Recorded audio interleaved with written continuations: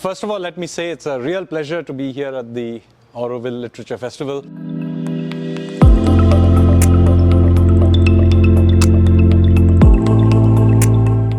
Sri Aurobindo was all of these things at the same time. It's not like he had one and he repudiated and went to the next and so on.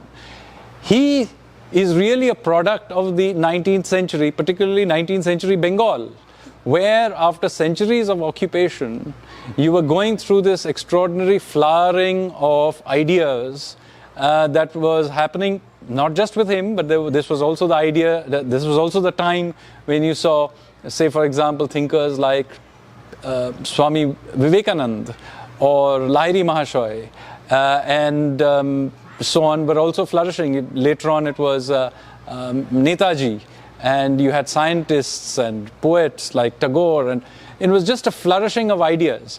And the context of this is that you have a land that has been in occupation for a long time, and not just political and cultural occupation, but also under tremendous pressure in terms of literally Indian identity being under threat from whether it's missionaries or colonial era education system and so on.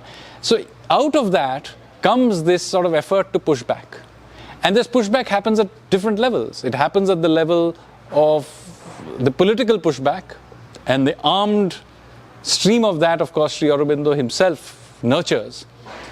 But he realizes very quickly, after a decade or so of triggering this movement, that this will now have its own momentum.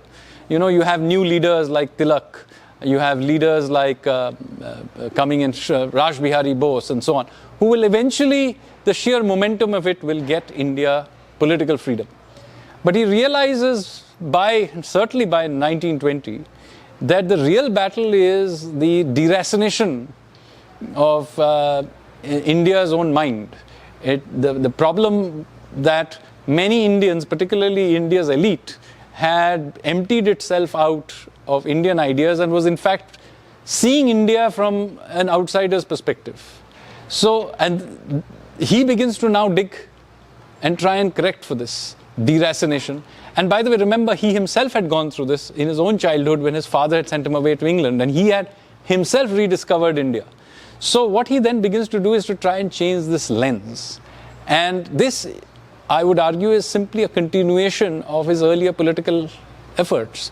First, free India and Indian civilization from the shackles politically and economically, then free our own minds and rediscover our past.